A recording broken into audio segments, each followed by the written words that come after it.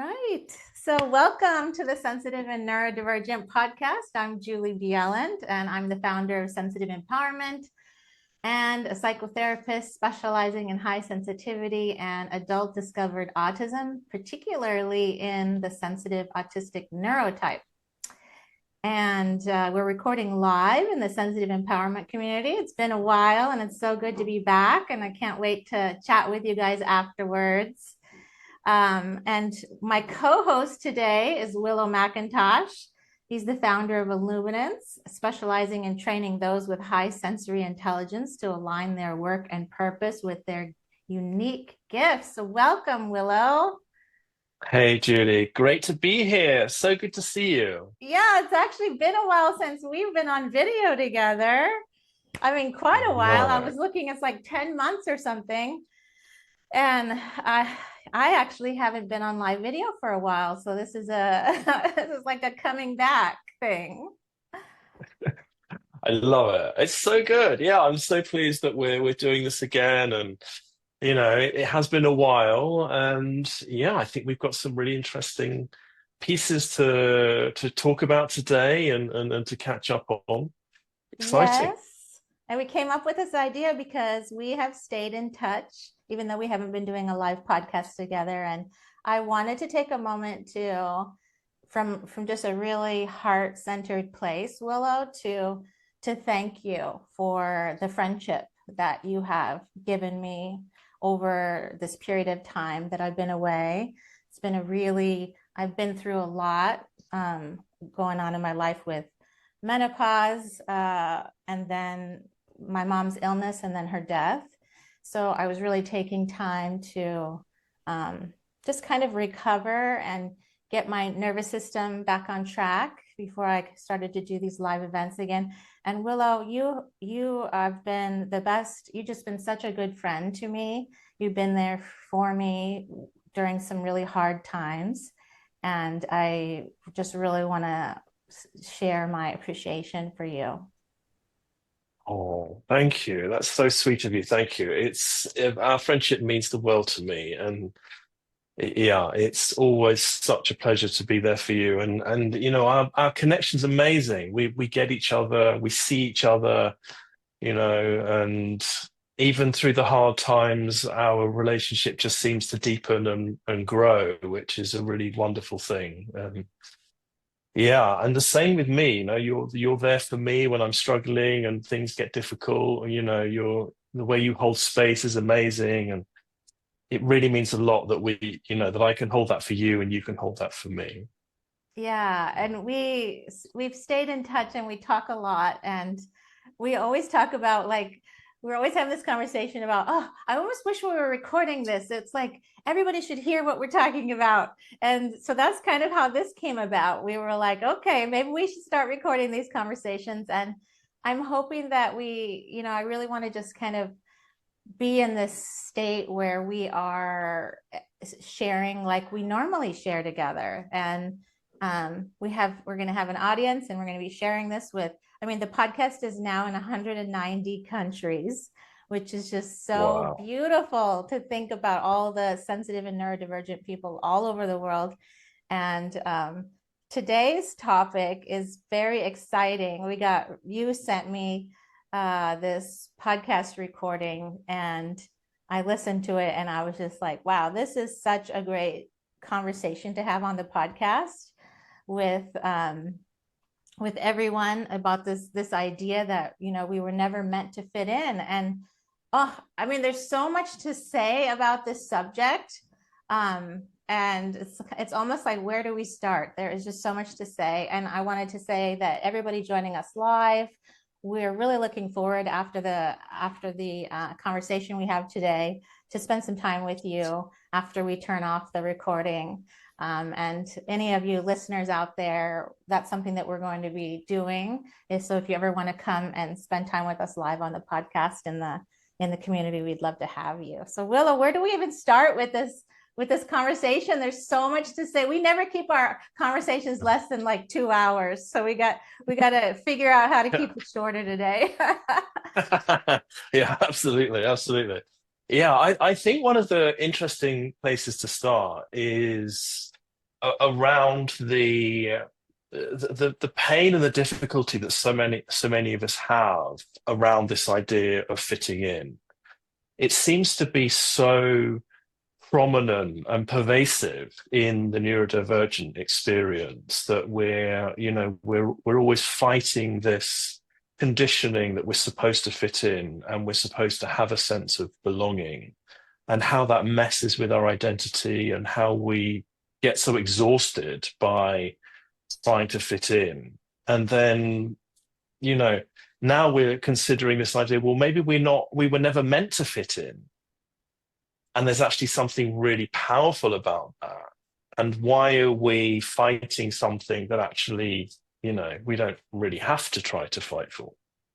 Yeah, we were talking about this, just our own personal experiences too, this idea of like herd mentality, joining the herd, and how both of us were talking about, like I was saying, even I can remember back from childhood, I just never understood that. It never felt right to fit into established groups, or this whole concept of this introvert that it was coined by Dr. Kaminsky, and it's different than introvert and extrovert. And I feel like it fits the sensitive autistic neurotype, like just, I mean, an amazing thing. It's really this concept of kind of turning outward, not feeling like you have this sense of wanting to join the groups. And there's a reason for that, because it's like, what's really interesting is, like, I work with a lot of, which is fascinating, who are coming to me for autism assessments and discussions and discovery consultations and stuff about, I've been feeling like I've identified as this highly sensitive person all this time, but now I'm seeing that we're understanding this autism and neurodivergence on these higher levels now, these understanding that it's how the stereotypes of autism don't fit our experience. And that, in fact, in my clinical research, I'm seeing that those at the highest end of, I've talked about this for so long on the podcast, this sense of those of us that are highest on the sensitivity scale, who many of us also consider ourselves empaths.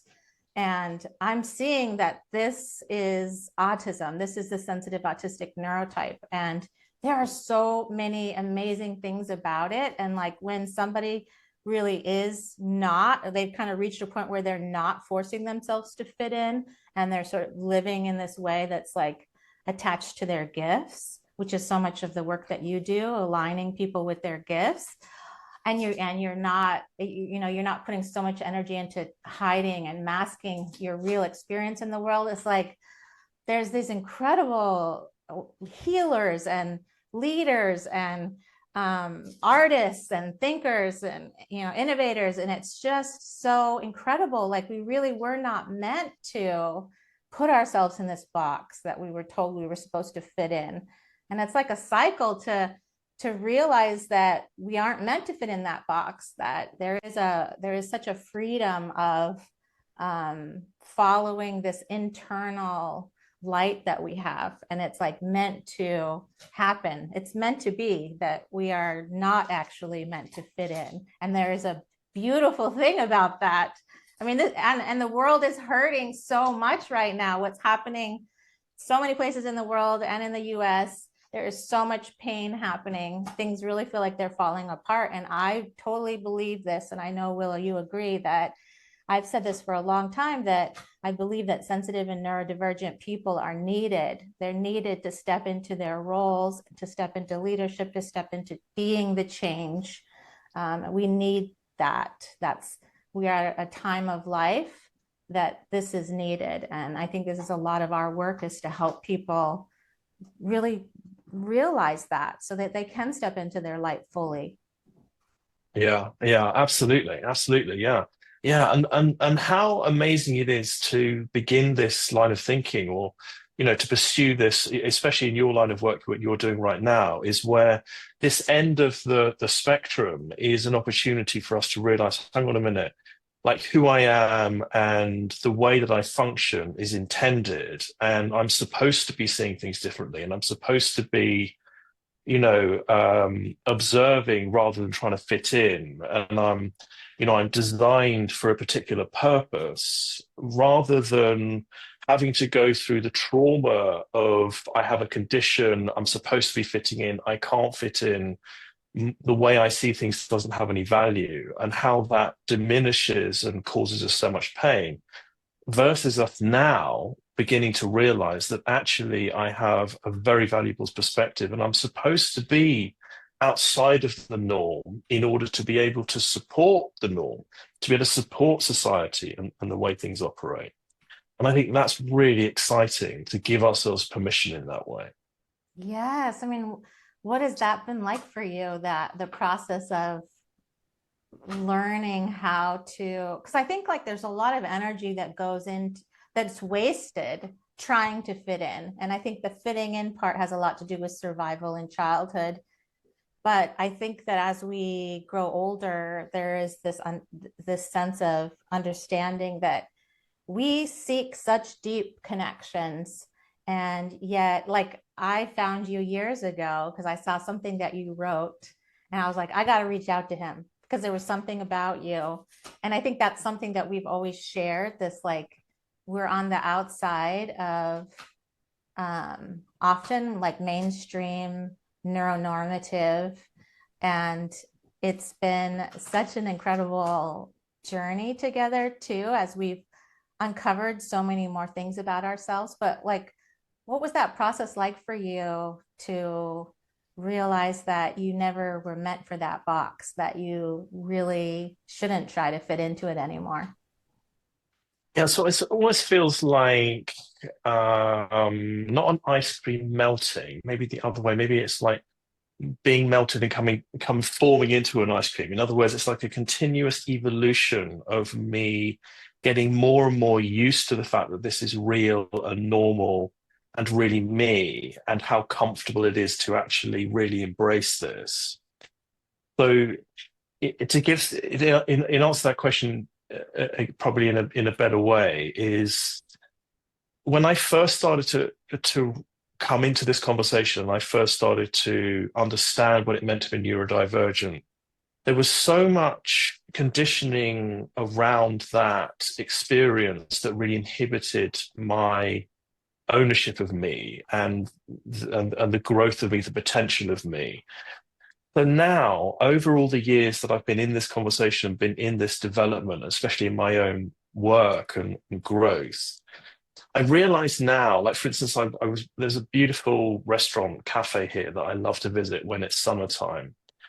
And I notice when I go in there now, I'm so aware of the conventional ways that families and people are interacting, and how the people who own the restaurant are doing amazing work to get everyone to feel great and to fit in. And I'm coming in with a completely different perspective. Not that I don't value the importance of the connection that they're creating, and the container of the amazing experience that the diners are having. But I'm coming in and I'm coming from this place of observation where I'm observing and valuing a very different experience. So I want to know the deeper realities of what's happening with the waiters, what's happening with the owners. I'm interested in the dynamics of the families, and I don't naturally have a sense of wanting to fit in to all of that. And yeah, I still have this real knowing within me of how deeply I can connect. So I could go and sit down with a family or a particular family member, and I could really get them straight away, and I could help them to get me straight away. We'd have this amazing connection. So it's not about like a limit. It's not limit. It doesn't mean that I can't connect. It just means that I don't look for that conventional way of belonging. And now I really honor that. Like I love that I have this ability to see things in that way. Yeah, I think you made a good point about it isn't about not connecting. It's like there is a unique way of connecting. It's like the authenticity. I find that to be like when somebody is being very authentic and totally themselves in the world. I'm very drawn to that. And there is like an amazing connection that happens when two people together are doing that. It's not I need to fit into this group. It's I am so drawn to the light of the authentic person that's living truly as themselves in the world. And that's something that's always fascinated me because there's like a bright light around that person. I think you're drawn to that person, and many people are drawn to that person. It's really an interesting thing, and it's interesting because I get to talk to a lot of really incredible clients um, and healers, and I mean just so many amazing creators and stuff. And they're the ones that are learning that they're also autistic is and doing the work in their field aligned with what those special interests are, what those things that they're really passionate about. It's so incredible to like witness their light and their work and what they're doing in the world. And it's such an incredible thing. And I think a lot of them are still working on this piece of I shine in these areas, but I feel like I'm supposed to do this or I'm supposed to do that. And, I was just talking about how I got invited to a friend's child's birthday party. And I am at the place in my life now that I can happily and guilt-free say no.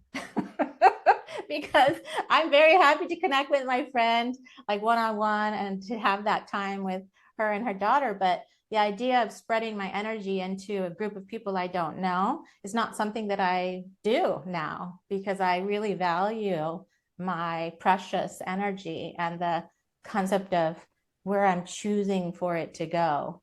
And I think that is something that's really helped me then when I'm being intentional about that, then I can continue to do the work that I'm really passionate about. This research of the sensitive autistic neurotype is like, this is where my passion is right now, the research. And so I'm learning so much in this work. And Willow, I have to tell you this. I don't think I told you this story. Now I can't remember if we've talked about it, but we haven't shared it on the pod. So I had this client come to me who is a psychiatrist, and they were coming for an autism assessment. But unlike most that come to me who have researched this for a long time, they only recently found out because they were working with a somatic practitioner who could feel the energy around their head and their brain. Because I'm always saying that for those of us that are autistic, it's like a supercomputer brain that is just going all the time. And so this practitioner was telling this psychiatrist, was like, oh, so you're autistic? And then the psychiatrist was like, no. And she's like, really? Because you have a lot of brain energy. I'm feeling all the energy here. And when I'm working with somebody that's autistic, that's where I feel most of their energy. And that is how she found out she was autistic. I was like, Wow. that's so cool. I think that it's like, there are real differences in the wiring. And that was just such a neat example, I think. Amazing. Yeah, amazing. I mean, isn't that wonderful how that, that indicates that it's a natural biochemical, physiological, phenomenon that's happening. It's not something that, we're making up or it's a condition that's created through trauma. It's actually happening. It's so encouraging. There's Yes. some really great pieces that you shared there, and I love how you were talking about that calling of how you want to see that authenticity and want to connect with that light in people. I think that is such an important part of who we are, especially when it comes to choosing what we value, and choosing what we like to observe and like to have conversations about, So for instance, like if you and I go into that same restaurant, we could go and connect and we could talk about the price of fish and who won the cricket and everything else that's happening perhaps in that conversation. Or you and I can get together in that conversation and go, hey, look at the light around that person, look at the potential here. And look at that deeper experience of what's happening. So we naturally value that deeper observation of what's happening, because it's connected with something that we deeply value. And I think that is to do with the truth of nature. It's to do with that deeper understanding of the natural way the way in which people and the world functions. We deeply care about that. We want to talk about that. We want to know about that, and I think that's where this problem can come around belonging, the reason why it doesn't feel right for us to belong. It doesn't mean to say that we can't, belonging is not allowed for us. But I think if we have to let go of what we truly value in the name of belonging, that's where the problem happens for us. That we're just not willing to do that. And we don't want to let go of our values or what we truly care about just because society says we have to fit in. And I really think there's an opportunity to let go of that, that story that we have to do that. I don't think, we need to carry that worry. And I think it's like it involves masking and camouflaging and hiding parts of ourselves to fit into a group that doesn't quite fit. And I think that that's a loss. It's a loss to the person. It's a loss to the world to lose that person's light. And I think it might be interesting for us to even talk about it. It's like, why do you think, Willow, there is a group of us that don't need to fit in? And why? Why is that? Mm. Yeah, it's a great question. It's a great question. I think we are here to play an important role. I think we are here to carry the torch for that deeper understanding of the natural mechanics of how life works. I I think, if for instance, if I was Mother Nature and I was thinking about, okay, what do we need in the human genome? So we need people that operate in this way, that are the higher percentage of people. And then we need this smaller fraction of people that are actually focused in a very particular way to work in partnership with the greater population. So in other words, we're all moving towards a better world. We're all farming, we're growing stuff, we're creating stuff, we want to get better, we're creating new laws and systems and everything to try to make the world better. And we're doing very well at that. If you look back over 500 years, things 500 years ago were solved with swords and putting people in boxes. And, now it's amazing how far we've come.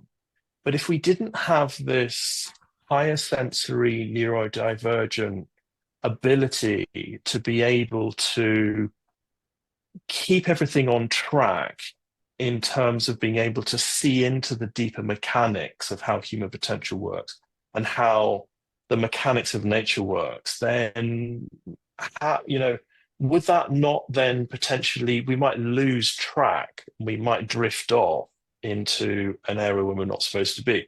Are we the ones that are meant to keep things on track because of what we can see and sense and the opportunity for that partnership between the two? Yeah. And I've just had this feeling like we're really meant to rise right now. This is the time to rise. And to rise means stepping into that full version of yourself and following those things that light you up, like the way that my supercomputer brain works. It's a pretty fascinating experience. And it's been amazing. So I get to work with all these different highly sensitive people coming to me to find out if they are also autistic. And my brain can compute, like, it's really fascinating. It's like I used to do these assessments in like 4 sessions when I first started, and now I know exactly the core of what I'm looking for, and it's done in 1 session.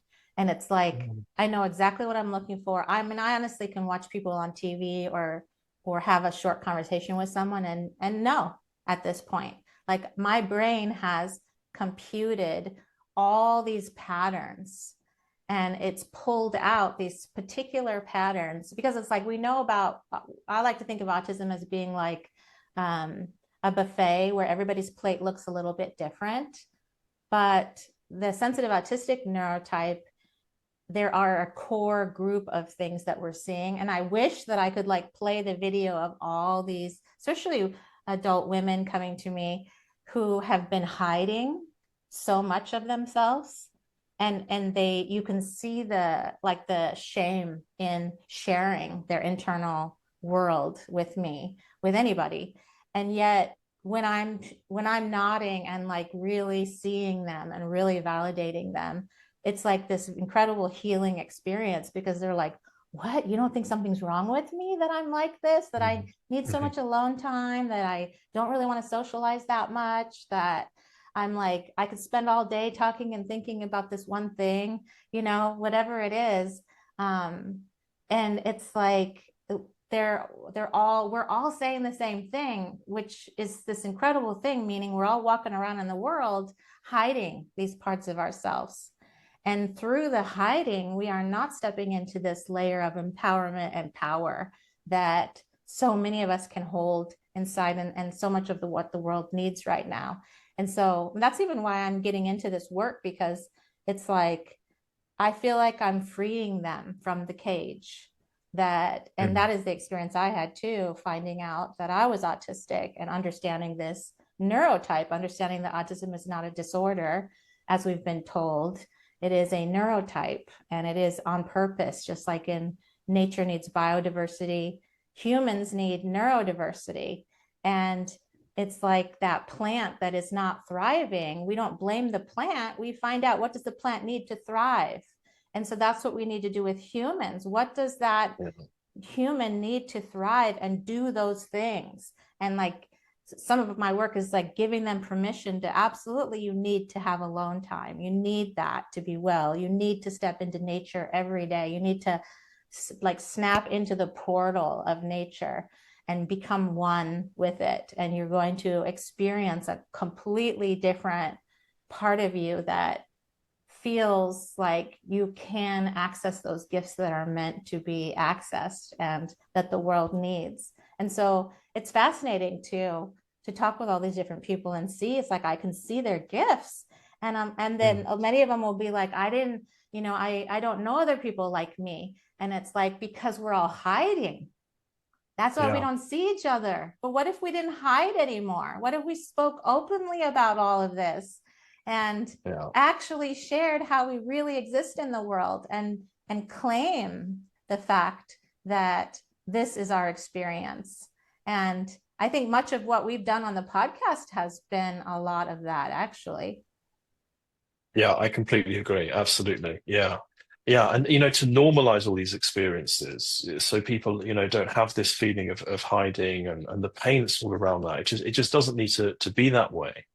But there's some very interesting pieces here, I think, around the work that you're doing, which it's similar in the way in the work that I do, is where we have this ability to be able to see into the deeper the faculties and mechanics of how someone works. So for instance, like when you're observing someone who does have the sensitive or autistic neurotype, you're able to read and see, and you know what you're looking for, and you're able to hold that space for them to see, oh, okay, wow, this is actually, I'm allowed to be this is normal, I'm allowed to express this, there's a purpose to this. But the very ability that you have to do that is your own sensitive autistic neurotype that has the ability to do that. You know what I mean? So when I'm doing the same thing, when I'm observing the skills and abilities and high sensory intelligence in my clients, it's my own like neurodivergence that allows me to do that. So then it's interesting to consider how the shaman and the medicine people of a tribe have the ability then to sit in front of someone who has some kind of ailment or something going wrong with them, whether it's psychological or whether it's physiological, and actually helps that person to realign and heal because of that awareness that they're given through that session. That then gives us a tremendous role around our responsibility of healing. And that can then be utilized in so many different areas. So we all have our own area of competence and fascination, whether it's, we care about teaching, or we care about, medicine, or it's about, personal development, whatever it is. we each have this wonderful opportunity to recognize that we can help to heal and help to align and to balance the world because of what we're reading. We're reading that natural function and mechanics of how a human works and whether they're in alignment or not, to then bring balance, to then, support the world generally. Yeah, it's almost like the chains get broken and it's like you become free. Because I feel like the hiding of who we are and what we actually need to thrive, and this understanding that the world's not set up for our needs. So in order to be well and in order to actually carry out your own internal, your own gifts and mission in the world involves a type of self-care that none of us were taught, a type of nervous system care that none of us were taught and the world doesn't support.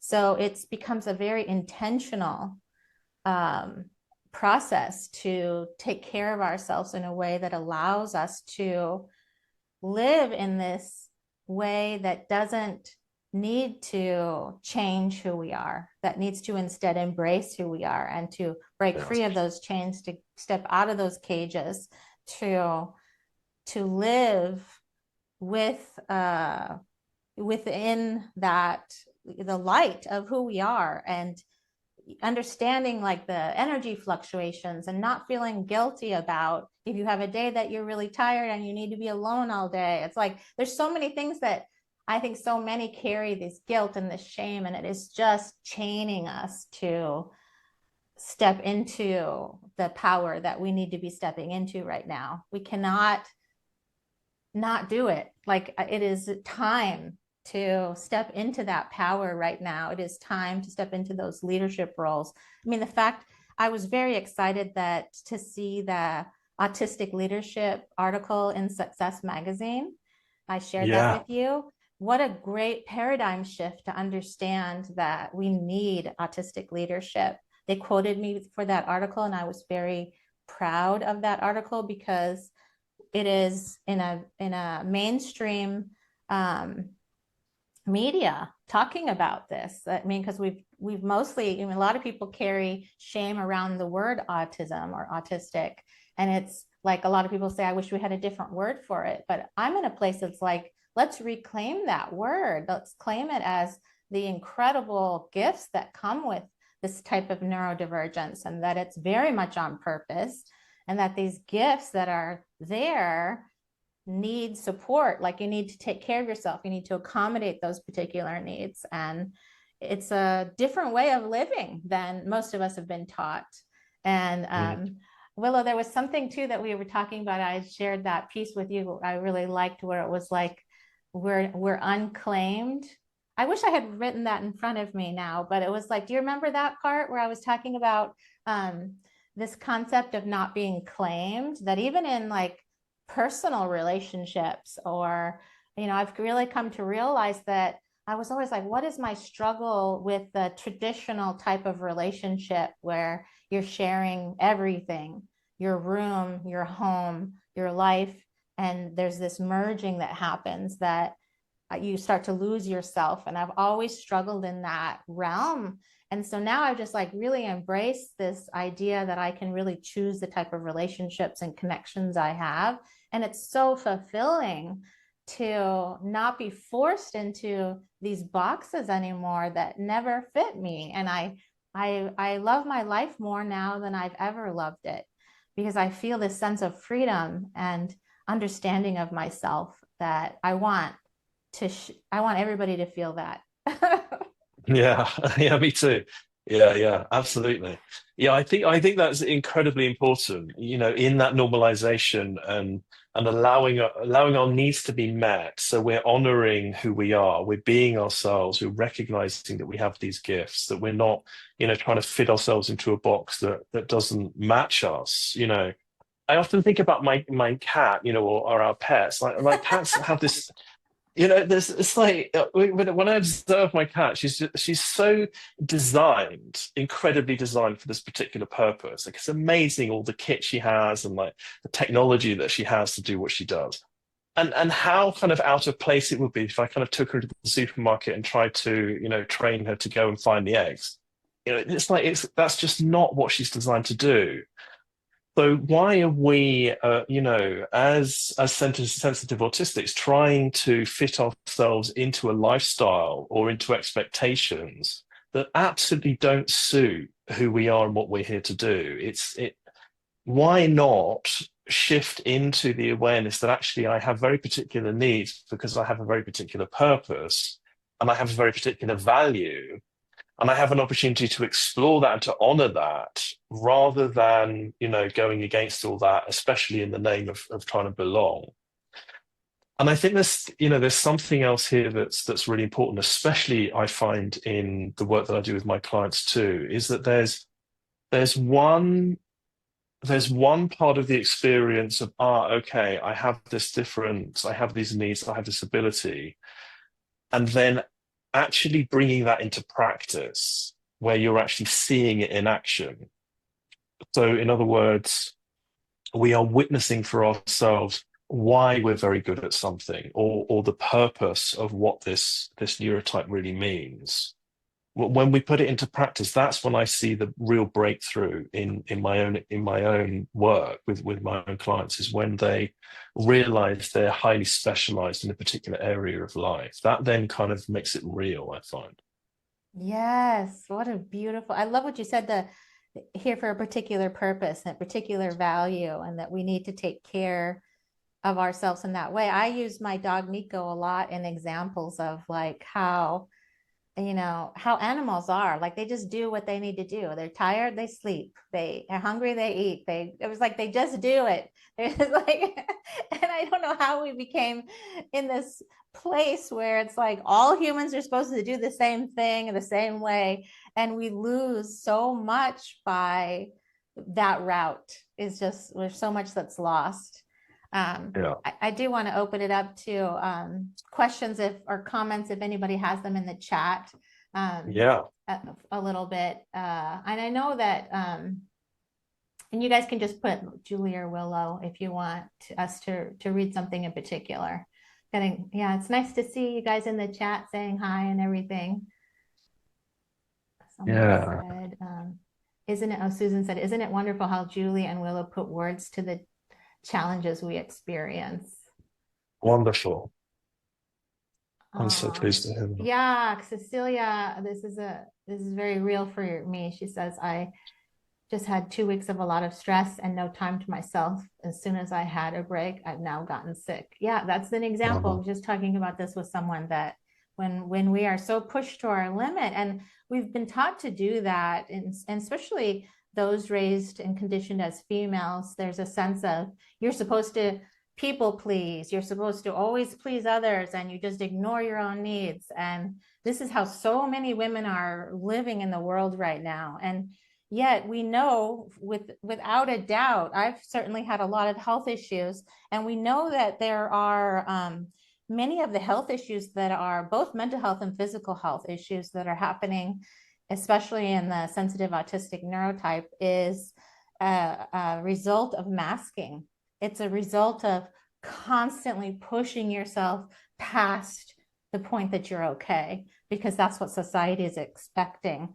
That's how society is set up.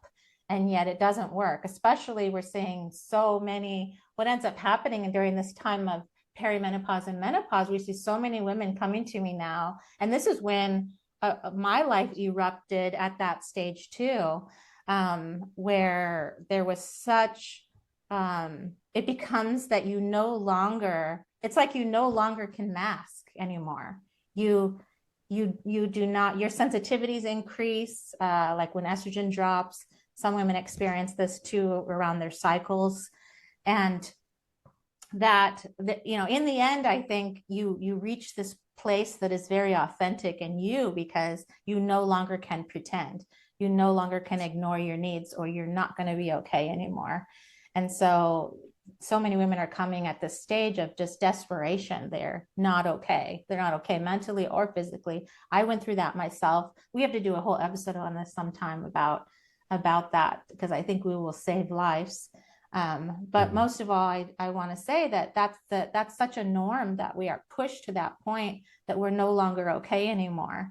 And why are we doing that? You know, because other people are wanting something from us, because we're, you know, set up in a life has been arranged that way. But it's time to change that.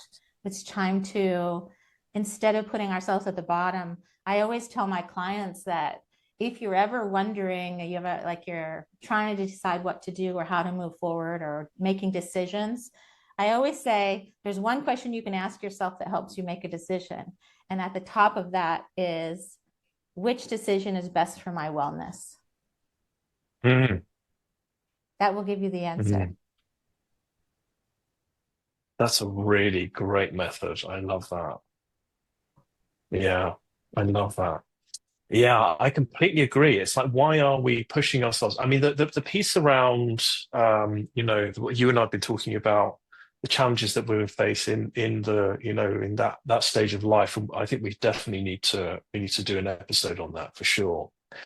But you're absolutely right. It's like, why are we pushing ourselves to this stress and you know, and to the degree that affects our well-being because of the masking? And it was exactly the same for me. You know, right up into my early 40s, I was still trying to maintain relationships that weren't working for me and trying to fit in and trying to be this fake persona in order to try to fit in, which was absolutely destroying me. And it pushed me to a point where I could no longer be that anymore. And I had to make drastic changes in order to survive, quite literally. Yeah.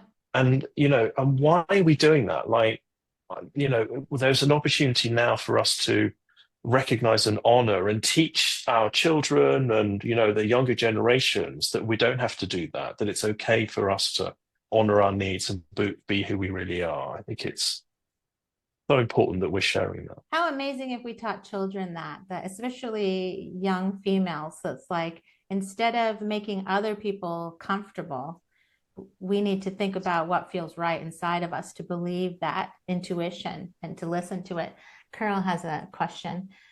Julie Yeah. and Willow, I'm so honored to have worked closely and privately with both of you over the years, and I'm feeling so encouraged now to stop hiding and come forward with accepting who I am as an autistic sensitive neurotype. I wish I had known of Julie's research when I was in your training program, Willow, but I'm so grateful to you for all the care you poured over me and all of us in the program to encourage us to shine our light. I'm so proud to be working with Julie and our Nico books to empower and recognize sensitive children all over the world. Oh yeah, Carol's my co-author of our Nico books, the highly sensitive dog that we were trying to create that series for to help sensitive and neurodivergent children at an earlier age about accepting who they are and supporting them in how they really are. Because if we start young, we're going to raise a whole new generation of children. Oh yeah, Disha says this topic often isn't discussed enough. Julie or Willow, regarding the tendencies of masking, how do we determine the amount to share about ourselves? Great question. Go on, Julie. What are you going to say? Yeah, share the right amount to share. Determine the right amount to share about ourselves. You know, the unmasking, we did an event recently in my autistic group in the community and a big source of the conversation was about masking and unmasking. And I think we could do a whole entire session on that. It's such a big topic. And really, masking began when we were children, because we were given messages that something about the way we were naturally was not okay. And in order to survive, we use it as a coping skill to survive by changing how we were naturally. And excuse me. And that's an important understanding, that this was developed as a child and a survival strategy. So unmasking is a process. It's a journey. It is not an overnight experience, because it's tied to a survival tool from childhood. And so I always think it's really helpful to begin in the sense of first, we start with a greater understanding of ourselves. We really understand ourselves and our needs, why we are the way we are, take care of ourselves in a way that supports those needs. And then we surround ourselves with people that also support who we are naturally. That's a very important part of this, that we really weren't meant to be in these big groups of people all the time that are surface level small talk. That is not something that is meant for us. We're meant to be with only either one-on-one or in very small groups of people that are very open and accepting of who we are. A lot of people also find other neurodivergent people to be more accepting of differences, of uniqueness, and supporting that. I think that creates kind of a layer of foundation that's safe, that we're creating a sense of safety but within our own selves first, because we had to do a lot of work on ourselves to, what I always call, dig that tunnel down inside of ourselves to get to know what our needs are and what supports us. Because so many of us have been conditioned to be externally focused. We're focused on, is this person approving? Is this person accepting me? And that external focus makes us abandon and not even know our own needs. I mean, so many of the women I'm working with, and I used to be that way too, we didn't even know what we needed because we're so focused on everybody else's needs. And it takes time to kind of uncover that. And when you start taking care of yourselves in the way that your personal nervous system needs it on a daily basis, you have more strength and confidence and empowerment in general to really start to believe more in yourself, to understand your value. And when you get into those points, it doesn't matter so much what other people think of you, because you know who you are. You know that you're safe, and you have people in your life that see you completely, that love the authentic part of you.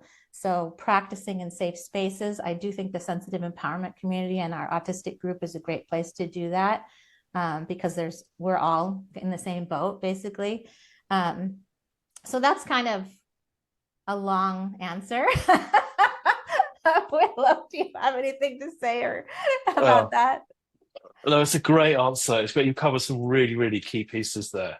I think the only extra pieces that may be helpful is, when we're determining about what to share about ourselves is, first of all, are we in the room we're supposed to be in? If we're in a room that is not aligned for us and we're just there because, through obligation, whatever it is, then maybe we need to be polite for a while, but then we need to remove ourselves from that room. Then why are we trying to share about ourselves in a room that doesn't align for us, doesn't resonate for us? That's the first thing. The other thing is why is there an obligation that we have to share anything about ourselves?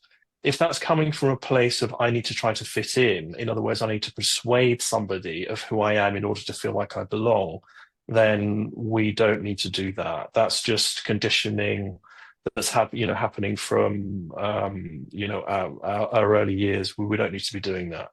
And the other thing is if we walk into a room or we're among others, often what happens for us is our focus turns in on ourselves. We're thinking, am I doing this? Am I breathing right? Am I clothes done up properly? Is my hair okay? What's my name again? When all of that focus is in on ourselves, that is an indication again that we are trying to assess whether we belong, whether we fit in, whether we're good enough. So one great habit that we can form is let my focus shift outwards and let me observe and see into the people around me, which is actually what we're really, really good at.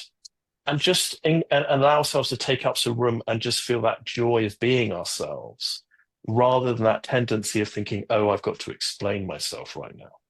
Yeah, you made such a good point about the persuade. Are you doing it to persuade? Are you doing it to get approval? Or are you doing it because it's a choice, that this is something you want to share with someone on a deep level about yourself who's capable of connecting with you in those ways? I think that's a very important point you made, Willow. Yeah, lots of people thought that was a good question. Julie, maybe you already discussed this. Does the body sensitive ones give us signals when it's headed to a place of overwhelm.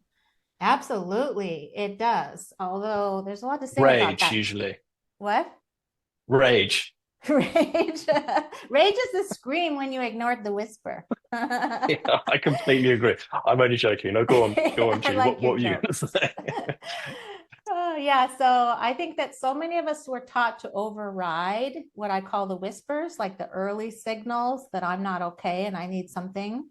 And I think that oftentimes many of us are walking around with such high stress levels too that it's sometimes difficult. You're already close to the edge. So I think that wellness has a lot to do with it's a daily, like I don't think that sensitive autistic empaths can be okay unless they are very intentional about their daily care and support of themselves. Because if you're walking around with a stress number of like, 7 out of 10 every day, and there's going to be stressors that happen, you're going to fall off the edge very quickly. But if you are doing what you need to do on a daily basis to bring those stressors down to like a 2 or 3 out of 10, then you've got some space for when a stressor hits you, you've got some space before the whole activation of the fight, flight, freeze system gets activated and all the stress hormones flood your system. So it's a training yourself to both recognize those early signals as well as daily support of your nervous system and wiring. That's how I think that we can. But again, this is also a part of unmasking that how many of us can say that we have put ourselves into situations we didn't want to be in because we thought we should, or we stayed longer at somebody's house or an event or something because we thought we should and we didn't want to disappoint people. So we waited to the point where we were just completely overloaded. And sensory overload is a big one that a lot of us are not trained to pay attention to.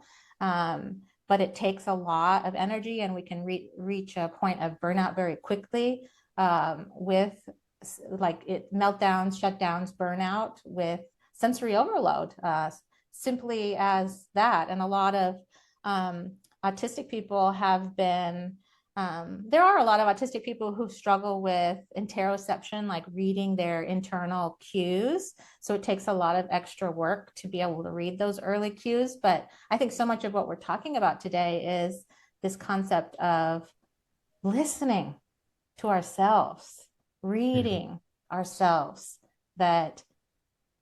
and aligning our life in a way that works for us individually. Yeah. Anything else to say about that, Willow? Yeah, I love that. For me, the signals that I get in my body is when I start to experience tension in myself, and then find my mind and my head starts to become overwhelmed in the sense where I'm trying to assess or address lots of different things at the same time. And I find my energy coming out of a grounding place into my mind where I'm trying to work stuff out with my head. And then I feel this stress and I start to feel this anger that begins to rise in me. That's when it starts to get too much. So that's when I know I'm going to stop whatever I'm doing and I need to go and relax and ground myself. To let go of whatever I'm thinking about, whatever I'm working on. Even if I'm with people, I might just go into the loo. I can just, even 2 minutes, I can just allow my energy to ground up in, let go. What am I holding on to now that's not mine? And just allow myself to rebalance. Yeah, That I, and we're yeah. so connected to so many things around us that it is really important to take daily time, several times a day, even to ground, to separate our own energy from other people's energy. So we get a sense of what's mine and what's somebody else's. I do that several times a day. I love going out into the grass barefoot and grounding and being around water, connecting to birds, nature, all of these things are such great ways. Willow, there's so much to say on this, Yeah. but anything else that you want to share before we say goodbye and connect to our live audience a bit? I don't think so. I think, as ever, just to not feel alone in your experiences if you're listening to this, and to recognize that you are gifted, you're here for a reason, you're meant to be seeing the world in a different way. If you're not feeling like you're belonging, there's no obligation to belong. It's natural for us to feel different in the way that we are, and to celebrate that and to get the support that we need and to attend to our needs, especially around our well-being. Yeah, we need you all to do that. We need you in the world, and we need your gifts and your light. Um, and if anyone wants to join the sensitive empowerment community or explore some of the resources that I have, get autism discovery consultations or assessments, you can find everything, even podcast episodes, articles, tons of stuff at sensitiveconnection.com. And Willow, tell us how people can find you. Yeah, so you're most welcome to come to the Illuminance website. That's spelt in a slightly different way to how it sounds. So please check out the link in the description to see where to go to. On the Illuminance website, you'll find various resources, information about our programs and trainings that are there. But I am always very excited to hear from you if you ever want to book a discovery call with me. I love to hear and meet sensitive, neurodivergent, highly sensitive people, whatever the label is that you choose, to come onto a call with me and talk about your needs to want to make a difference in the world, whether that is to become a coach, a facilitator, to want to expand your career, to start to get into business. If you're at a place where you're ready to make a change in your life for the service of others, then I'm ready to talk to you. Those are the conversations that I love to have. I can help to normalize what you care about, why you're gifted in a particular area, and I can start to guide you into owning the purpose that you're really here to align with. You don't have to have anything figured out. You don't have to have anything profound to say. You can just turn up as you are, and I can begin to help to shift your thinking around who you are. Yeah, we have a lot of people in the community who have worked with you and love your work, Willow. And thank you for what you do in the world. Thank you so much. And you too. My goodness me. It's an honor to do what we do. Yes, it is an honor. And for those of you live with us, we look forward to connecting with you now. So thank you everybody for being with us during our live recording, and we will see you next time. We hope to have you on one of the next episodes. You can join the community to join us live, and then we get to chat with you. So take care, everybody. Bye-bye. Bye for now. Bye bye.